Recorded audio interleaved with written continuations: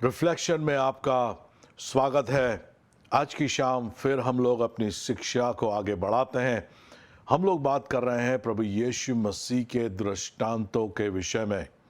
यदि आपने प्रभु यीशु मसीह के दृष्टांतों को समझ लिया तो आपने प्रभु यीशु मसीह की शिक्षाओं को भी समझ लिया, क्योंकि परमेश्वर का वचन मत्ती, मरकुस, लूका और यूहन्ना में परमेश्वर का वचन दृष्टांतों के द्वारा हमको दिया गया है और साथ में हमें समझ भी दी गई है कैसे इन दृष्टांतों को हम समझ सकते हैं। यदि आप अपने जीवन को प्रभु यीशु मसीह की शिक्षा की नींव के ऊपर बनाना चाहते हैं तो इन दृष्टांतों को समझना बहुत महत्वपूर्ण आपके विश्वासी जीवन के लिए है। तो आइए हम लोग परमेश्वर के वचन में से आगे बढ़ेंगे। मत्ती रचित सुसमाचार उसका 13वां अध्याय पहली आयत से लेकर के 23वीं आयत को हम लोग देखेंगे और यहाँ पर बीज बोने के दृष्टांत के विषय में प्रभु यीशु मसीह कहता है। तो पहली आयत में इस प्रकार से लिखा हुआ है, उसी दिन यीशु घर से निकलकर झील के किनारे जा बैठा। प्रभु यीशु मसीह का घर कफरनहूम नाम एक गांव के अंदर था और यदि आज आप इज़राइल जाते हैं तो आपको वो गांव के अवशेष और उसकी दीवारें और उसकी नींव और यहाँ तक कि भी आराधनालय की दीवारें और कई जगह जहाँ पे प्रभु यीशु मसीह खड़े होकर के प्रचार करता था वो आज भी आपको दिखाई देगी। अद्भुत बात है। यदि आपको मौका परमेश्वर देता है तो इज़राइल ज़रूर जाएं और जब इज़राइल जाते हैं तो कफरनहूम नाम के इस छोटे शहर या गांव भी उसको आज के समय में कह सकते हैं, वहाँ पे ज़रूर जाएं, क्योंकि वहाँ पर प्रभु यीशु मसीह का घर था और वहाँ पे अभी भी वो किनारे हैं जहाँ पर से लोग नाव के अंदर चढ़ते थे। तो जब भी मैं बाइबल में प्रभु यीशु मसीह के घर के विषय में या कफरनहूम के विषय में पढ़ता हूँ तो मुझे एकदम से स्मरण आ जाता है कैसे हम लोग कई बार इज़राइल जा चुके हैं। तो प्रभु यीशु मसीह अपने घर से निकल करके झील के किनारे पे जा करके बैठ जाते हैं और दूसरी आयत, और उसके पास ऐसी बड़ी भीड़ इकट्ठा हुई कि वो नाव पर चढ़ गया और सारी भीड़ किनारे पर खड़ी रही और उसने उनसे दृष्टांतों में बहुत सी बातें कही। और उसमें से एक दृष्टांत यह है कि देखो, एक बोने वाला बीज बोने निकला। बोते समय कुछ बीज मार्ग के किनारे गिरे और पक्षियों ने आकर उन्हें चुग लिया। कुछ पथरीली भूमि पर गिरे जहाँ उन्हें बहुत मिट्टी ना मिली और गहरी मिट्टी ना मिलने के कारण वे जल्द उग आए, पर सूरज निकलने पे वे जल गए और जड़ ना पकड़ने से सूख गए। कुछ झाड़ियों में गिरे और झाड़ियों ने बढ़कर उन्हें दबा डाला, पर कुछ अच्छी भूमि पे गिरे और फल लाए, कोई 100 गुना, कोई 60 गुना और कोई 30 गुना। जिसके कान हो वह सुन ले। बाइबल कहती है जिसके कान हो वह सुन ले। प्रभु यीशु मसीह हमारे स्वाभाविक प्राकृतिक कानों के विषय में बात नहीं कर रहा है, आत्मिक कानों के विषय में वो बात कर रहा है। आत्मा की बातें, आत्मिक बातें, परमेश्वर का वचन आत्मिक है। ये आत्मिक बातें आत्मिक कानों से सुनी जाती है और आत्मिक बुद्धि से समझी जाती है। 10वीं आयत, चेलों ने आकर उससे कहा, तू उनसे दृष्टांतों में क्यों बातें करता है? उसने उत्तर दिया कि तुमको स्वर्ग के राज्य के भेदों की समझ दी गई है पर उनको नहीं।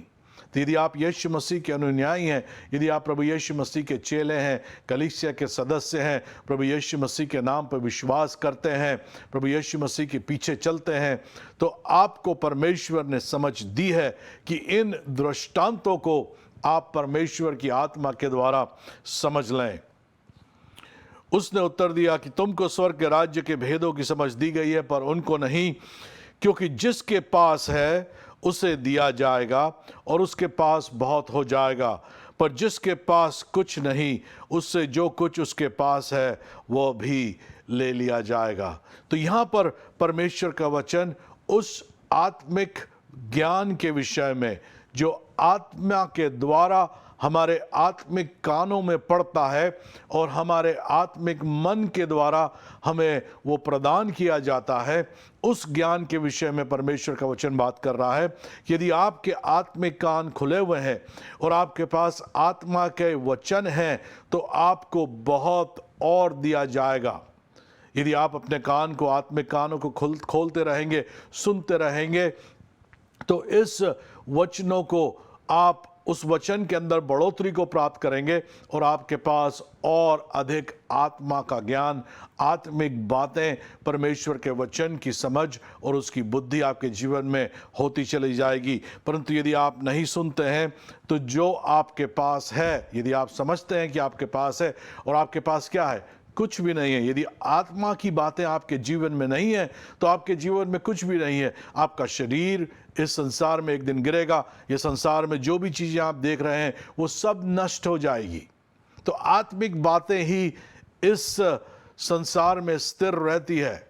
हमारी आत्मा जो परमेश्वर के स्वरूप के अंदर सृजी गई है, यदि यीशु मसीह हमारा उद्धार करता है तो हमारा नया जन्म उस आत्मा के अंदर हुआ है और हम परमेश्वर के साथ, जब ये संसार के अंदर हमारा शरीर गिरेगा तो हम परमेश्वर के साथ चले जाएंगे।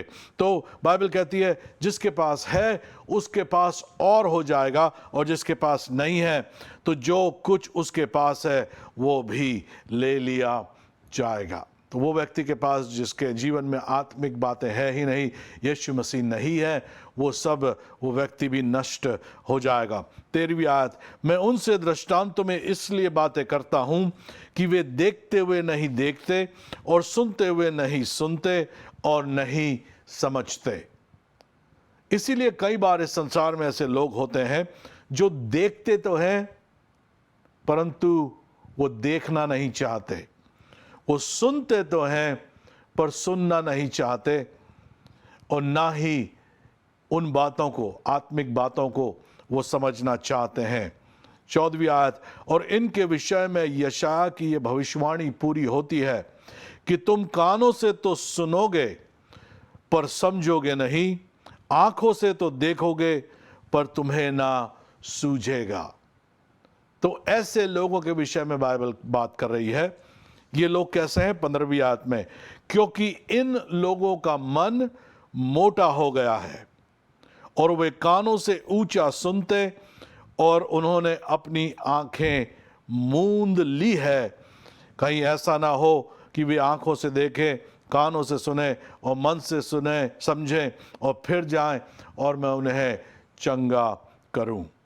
तो ये लोग जो कानों से सुनते हैं और उन्हें सुनाई नहीं देता और ना उन्हें समझ में आता है, और आंखों से देखते हैं परंतु उन्हें दिखाई नहीं देता, ये वो लोग हैं, बाइबल कहती है, जो चुनाव से, इनने चुनाव करा है कि अपनी आंखों को बंद करके रखे, इनने चुनाव करा है कि अपने कानों को बंद करके रखें, इनने चुनाव करा है कि अपने हृदय के अंदर, अपने मन के ऊपर ताला लगा के उसको कठोर और भारी कर दें, मोटा कर दें, ताकि परमेश्वर का वचन उसके अंदर प्रवेश ना करे।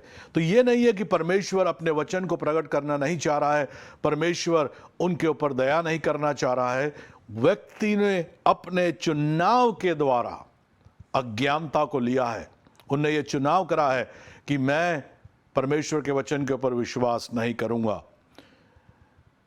यदि कोई सो रहा है आप उसे उठा सकते हैं, परंतु कोई जानबूझ करके सोने का नाटक कर रहा है तो आप उसे कितना भी हिलाएं, आप उसे उठा नहीं पाएंगे। और यहीं पर कई लोगों की ऐसी दशाएं होती है, वो सुनते तो हैं परंतु उन्हें सुनाई नहीं देता, वो देखते तो हैं परंतु उन्हें दिखाई नहीं देता, वो समझना नहीं चाहते हैं। 16वीं आयत, पर धन्य है तुम्हारी आंखें, यदि आप विश्वासी हैं तो धन्य है तुम्हारी आंखें कि वे देखती है और तुम्हारे कान कि वे सुनते हैं, क्योंकि मैं तुमसे सच कहता हूं कि बहुत से भविष्यवक्ताओं ने और धर्मियों ने चाहा कि जो बातें तुम देखते हो देखें पर ना देखी, और जो बातें तुम सुनते हो सुने पर ना सुनी। क्योंकि हम लोग एक ऐसे समय में रह रहे हैं जहां पर यीशु मसीह का बलिदान हो चुका है और उसने तीसरे दिन मुर्दों में से जी उठ करके मानव जाति को उद्धार दिया है। तो हम लोग अनुग्रह के समय काल में रह रहे हैं और जो बातें हम सुनते हैं, पढ़ते हैं, जो कलीसिया के अंदर हम जाते हैं, परमेश्वर के वचन की शिक्षा को प्राप्त करते हैं, उसके नाम की स्तुति आराधना करते हैं। कई भविष्यवक्ताएं पुराने समय के यीशु मसीह के आने से पहले वो चाहते थे, उन्हें देखा तो सही था दर्शनों के अंदर, धर्मी लोगों ने उसकी आशा तो करी थी, परंतु उनने ये सब चीज़ें देखी नहीं थी। परंतु आज हमको ये बातें मिली है और बाइबल कहती है, यीशु मसीह ने कहा हम धन्य हैं। सो तुम बोने वालों का दृष्टांत सुनो, 18वीं आयत में, जो कोई राज्य का वचन सुनकर नहीं समझता, उसके मन में जो कुछ बोया गया था उसे वह दुष्ट आकर छीन ले जाता है। यह वही है जो मार्ग के किनारे बोया गया था। तो बीज क्या है? बीज परमेश्वर का वचन है और परमेश्वर का वचन ही उसके राज्य का वचन है। बाइबल में लिखा हुआ है, आदि में वचन था, वचन परमेश्वर के साथ था और वचन परमेश्वर था। यूहन्ना पहला अध्याय उसकी पहली आयत, यूहन्ना पहला अध्याय उसकी 14वीं आयत में लिखा हुआ है, और वचन देहधारी हुआ और हमारे बीच में डेरा किया और हमने उसकी महिमा देखी, ऐसे महिमा मानो उसके एकलौते पुत्र की महिमा। प्रभु यीशु मसीह के विषय में यह लिखा गया है। और बाइबल कहती है इस राज्य का वचन जब किसी व्यक्ति के हृदय में, उसके मन में बोया जाता है, तो वो कैसे बोया जाता है? वो कानों के द्वारा बोया जाता है। जब कोई व्यक्ति वचन को सुनता है तो मानो वो वचन, परमेश्वर का वचन, उसके हृदय में बोया जा रहा है। जैसे आज आप वचन को सुन रहे हैं, आज क्या हो रहा है? आपके हृदय के अंदर परमेश्वर का वचन बोया जा रहा है। परंतु वहां पे क्या होता है? दुष्ट आकर के उस वचन को छीन ले जाता है। यह वही है जो मार्ग के किनारे बोया गया था। कैसे दुष्ट छीनता है? जब आप वचन सुनते हैं और यदि आप उस वचन को नहीं समझते हैं तो आपका हृदय मार्ग के किनारे हुआ वाला हृदय है। एक ऐसा हृदय जो सुनता तो है परंतु आसानी से डिस्ट्रैक्ट हो जाता है, आसानी से उसका मन इधर उधर हो जाता है। ऐसे लोग आपको कलीसिया में मिल जाएंगे। जब आप वचन का प्रचार कर रहे हैं तो कई लोग अपने मोबाइल पे बैठ करके सोशल मीडिया को देखते रहते हैं, कई लोग टेक्स्ट करते हैं, कई लोग, उनके पास यदि फ़ोन नहीं है तो किताबों के अंदर अपनी ड्राइंग बनाना चालू कर देते हैं, या कई लोग अपने ख्यालों में खो जाते हैं, सोचते हैं कि चर्च के बाद खाना क्या खाएंगे, अरे हमें ये जाना है, वहाँ जाना है, ये पढ़ाई करनी है, ये भविष्य के विषय में बात करते हैं और कई गहरी सोच में चले जाते हैं। कई लोग सो जाते हैं। ये वो लोग हैं जो मार्ग के किनारे वाले लोग हैं। इनके हृदय के अंदर वचन आता तो है परंतु इनको समझ नहीं आता, और वो क्या कर रहा है? शैतान उस वचन को चुरा करके ले जा रहा है। कई बार ऐसा होता है, उदाहरण के लिए परमेश्वर के वचन में से हम लोग बात कर रहे हैं, यीशु मसीह के कोड़े खाने से हम चंगे हो गए हैं, और उस समय एक व्यक्ति स्वस्थता से भला चंगा बैठा हुआ है। वो बोलता है, मुझे इसकी क्या ज़रूरत है, इस वचन की मुझे क्या ज़रूरत? तो वो बोलता है, मैं आज इस पे ध्यान नहीं लगाऊंगा, मेरे जीवन में तो सब कुछ ठीक चल रहा है। परंतु जब कल, परसों, एक महीने बाद, एक साल बाद किसी प्रकार का हमला शरीर के ऊपर होता है तो वो व्यक्ति के अंदर कुछ भी नहीं है, वचन है ही नहीं। क्यों? क्योंकि वो एक मार्ग के किनारे हुआ विश्वासी है, उसका अंदर वचन है ही नहीं, शैतान ने वो वचन चुरा लिया है। अब ये बात समझना बहुत जरूरी है कि इस संसार में सारी बातें बीज के अंदर से आती है। मनुष्य का जन्म भी बीज के द्वारा होता है। सारे फल संसार के अंदर कहां से आए? सारे पेड़ पौधे बीज से आए। सारी सृष्टि की रचना एक सर्वोत्तम बीज जो परमेश्वर का वचन है, बाइबल कहती है, उसके द्वारा इस संसार के अंदर हुई है। कई लोग कहते हैं, एक पहेली को रखते हैं, क्योंकि वो सोचते हैं वो पहेली का उत्तर किसी को नहीं मालूम। अंडा पहले आया कि मुर्गी आई? आप बोलेंगे मुर्गी आई, तो बोले फिर मुर्गी तो अंडा देती है, तो अंडा कैसे आ गया? फिर कोई बोले अंडा आया, तो बोले अंडा तो आ ही नहीं सकता, क्योंकि मुर्गी के बिना अंडा कैसे आएगा? मैं आपको उसका उत्तर देता हूं बाइबल में से। उत्पत्ति उसके पहला दूसरा अध्याय के अनुसार सबसे पहले आया परमेश्वर का वचन, और उसके बाद उस वचन के द्वारा मुर्गा और मुर्गी बने और उनने अंडे दिए। पहले आया मनुष्य, पहले आया परमेश्वर का वचन, फिर परमेश्वर ने मनुष्य की रचना करी, और फिर उनके बाद उनकी संतानें हुई। तो सबसे पहले इस संसार में जो आता है वो परमेश्वर का वचन है। आपकी सारी आशीषें परमेश्वर के वचन के अंदर छुपी हुई है। सेब फल का बीज एक छोटा सा बीज हो सकता है, परंतु यदि उस बीज को आप बोएंगे तो वो क्या होगा? वो बीज एक सेब फल के पेड़ के अंदर तब्दील हो जाएगा, छोटा सा पौधा बनेगा, और फिर बाद में वो सेब फल का पेड़ बन जाएगा। तो सेब फल का पेड़ किसके अंदर है? एक छोटे से बीज के अंदर है। उसी प्रकार से परमेश्वर की सारी प्रतिज्ञाएं, परमेश्वर की सारी आशीष, इस संसार की सारी बातें इस परमेश्वर के वचन के अंदर है, क्योंकि परमेश्वर का वचन सबसे अल्टीमेट, सबसे प्रभावशाली और सब सृष्टि का प्रथम बीज है। इसीलिए उत्पत्ति के पहले अध्याय में पढ़ेंगे, जैसा जैसा परमेश्वर ने कहा वैसा वैसा हो गया। इब्रानियों उसके 11वें अध्याय के अंदर लिखा हुआ है, पहली दूसरी आयत के अंदर, कि जो कुछ भी सृष्टि की रचना हुई वो परमेश्वर के वचन के द्वारा सृष्टि की रचना हुई। जैसे जैसे परमेश्वर ने कहा वैसा वैसा हो गया। तो इसी वचन को आप आज भी ले सकते हैं, और उसी के अनुसार आपके जीवन के अंदर घटनाएं घटने लगेगी। उसी के अनुसार परमेश्वर की प्रतिज्ञा आपके जीवन में पूरी हो जाएगी। यदि आपको किसी भी प्रकार की आशीष चाहिए, कैसे भी क्षेत्र के अंदर जीवन में, उन सब बातों की आशीष परमेश्वर के वचन के अंदर छुपी हुई है। और सबसे पहले शैतान आता है कि आप उस वचन को समझ ना पाएं। और कई बार क्या होता है, लोग इतने इस संसार के अंदर सदूकी फरीसी के समान होते हैं कि बिना सोचे समझे आसानी से वो शैतान के फंदे में आ जाते हैं, ईजिली डिस्ट्रैक्ट हो जाते हैं। कुछ समय पहले हमारे ऑफिस में एक फ़ोन आया, उनकी ये कंप्लेन थी, एक कोई परमेश्वर के दास थे, उनकी ये कंप्लेन थी कि जब मैं परमेश्वर का वचन का प्रचार करता हूँ तो मैं आईपैड लेकर के प्रचार करता हूँ, क्योंकि मेरी बाइबल इस आईपैड के अंदर है।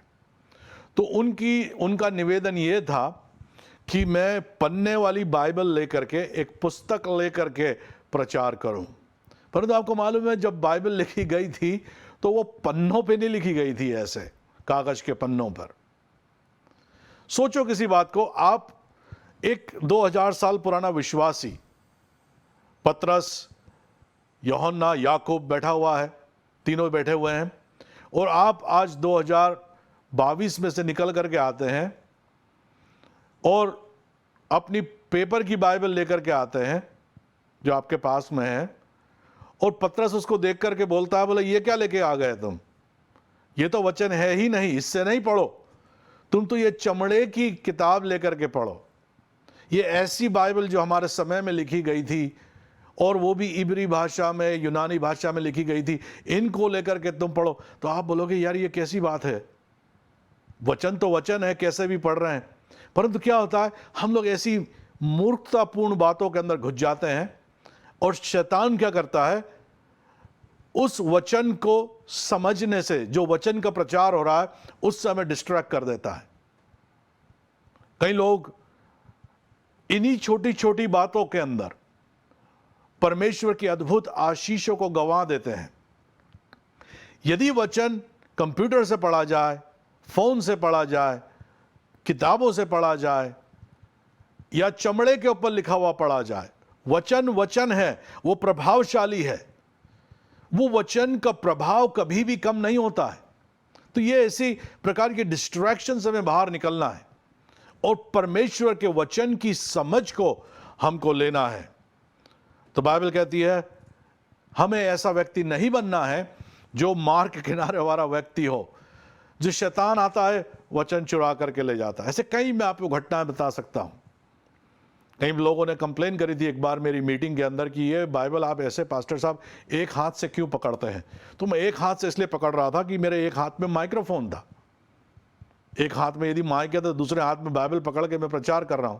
वो चाह रहे थे दोनों हाथ से ऐसे ही पकड़े। तो ये सब सोच हमें बदलनी है। यदि आप वाकई में प्रभु के अंदर बढ़ना चाहते हो तो ये सब अपने मन से निकालो और वचन के ऊपर ध्यान लगाओ और उसके द्वारा आपके जीवन का उद्धार होगा। अब देखते हैं दूसरी बात प्रभु यीशु मसीह ने कही, 20वीं आयत, और जो पथरीली भूमि पर बोया गया था यह वह है जो वचन सुनकर तुरंत आनंद के साथ मान लेता है, पर अपने में जड़ न रखने कारण वो थोड़े ही दिन का है, और जब वचन के कारण क्लेश या उपद्रव होता है तो तुरंत ठोकर खाता है। तो ये पथरीली भूमि वाले व्यक्ति हैं, जहां पर जड़ नहीं है, जहां पे मट्टी नहीं है। जहां मट्टी नहीं है, जहां पे गहराइयां नहीं है, वहां पर क्या होगा, जड़ें कमजोर हो जाती है। तो जब संसार के अंदर उस वचन के अनुसार जब आप वचन पे खड़े होते हैं तो क्लेश उपद्रव होता है। उस समय क्या होता है, ऐसे लोग ठोकर खा जाते हैं। उनके जीवन पे जब तकलीफें आती है, उनके जीवन के ऊपर जब क्लेश होने लगता है, रेजिस्टेंस आता है, रुकावटें आती है, तो वो कहते हैं अरे हमने तो परमेश्वर के वचन पे विश्वास करा था। वो सोचते हैं कल यदि नहीं हुआ तो ये कैसे हो गया। बीज ऐसे काम नहीं करते। कभी आपने बीज बोए हैं, कितने दिन लगते, कई बार 2-4 दिन लग जाते, 5 दिन लगते हैं। उसके बाद हमें एक छोटा सा उसके अंदर, बीज के अंदर से पौधा समान निकलते हुए दिखाई देता है। एकदम से एकाएक उसी क्षण नहीं होता है। उसी प्रकार कई बार परमेश्वर का वचन हमारे जीवन पे पड़ता है और उस पर भी उपद्रव होते हैं। वचन के कारण शत्रु आता है, उसे यदि वो हम समझ जाते हैं, पहले उसकी योजना ये रहती है कि हम वचन को समझे नहीं, परंतु यदि समझ में आ गया तो वो क्या करता है, फिर वो दूसरी प्रकार के क्लेश लाना शुरू करता है और उसके कारण कई लोग ठोकर खा जाते हैं। कुछ समय पहले मैंने यहाँ पर मेथी के बीजों के द्वारा मेथी उगाने की सोची, परंतु कुछ दिन हुए क्योंकि बारिश गिर रही थी, तो मैंने उस बीज को क्या करा था, पानी के अंदर भिगो के रखा था और 2 दिन के अंदर ही मुझे उन बीजों के अंदर से थोड़ी थोड़ी जड़ें निकलती भी दिखी, परंतु वो बीज सब नष्ट हो गए। क्यों? क्योंकि बीज मट्टी पे जा ही नहीं पाए, वो बाहर ही बाहर रहे, तो वो सारे बीज खत्म हो गए।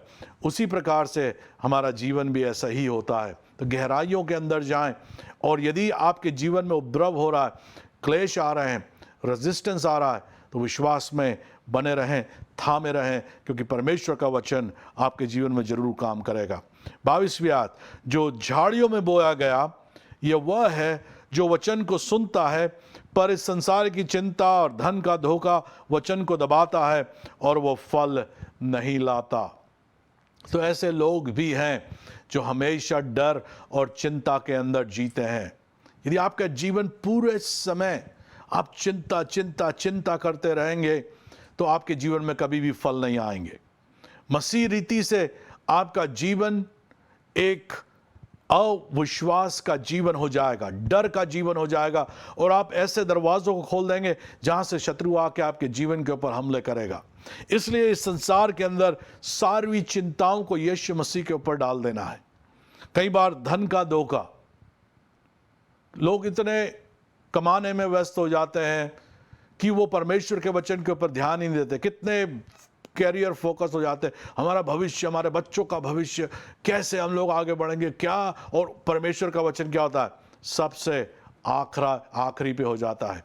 जब हम लोग पले पले बड़े, हम लोग रोज़ सुबह घर से पहले निकलते थे तो हमारे माँ बाप हमारे साथ बैठ करके प्रार्थना करते थे, और रात में सोने से पहले हम लोग प्रार्थना करके सोते थे। और ना सिर्फ प्रार्थना, गाने भी गाते थे, परमेश्वर की स्तुति करते थे, वचन को पढ़ते थे, और हमेशा हमारे परिवार में परमेश्वर के वचन को नंबर 1 दिया गया। पढ़ाई से पहले, भविष्य से पहले, सबसे पहले परमेश्वर का वचन हमारे जीवन में आता रहा। और आज हम लोग सब, मैं और मेरा भाई, मम्मी पापा, हमारे पत्नियां, बच्चे, सब परमेश्वर के अंदर संपन्न हैं, और प्रभु ने बहुत आज से हमें आशीष दी है। 23वीं आयत, जो अच्छी भूमि में बोया गया है वह यह है, जो वचन को सुनकर समझता है और फल लाता है, कोई 100 गुना, कोई 60 गुना, कोई 30 गुना। तो हमेशा, जैसा मैं आपको गवाही दे रहा था, एक अच्छा ज़मीन, एक अच्छी भूमि को आप बन जाएं, जहाँ पे परमेश्वर का वचन आपके अंदर आए।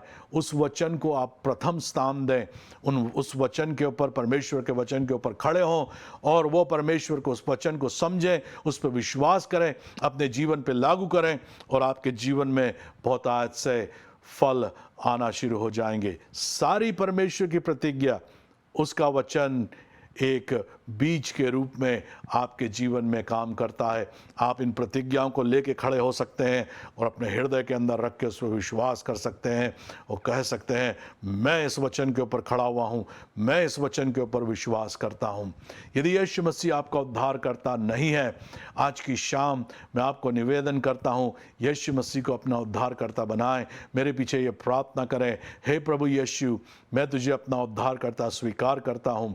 मैं विश्वास करता हूँ कि तूने क्रूस पर अपनी जान दी और तीसरे दिन मुर्दों में से जी उठा।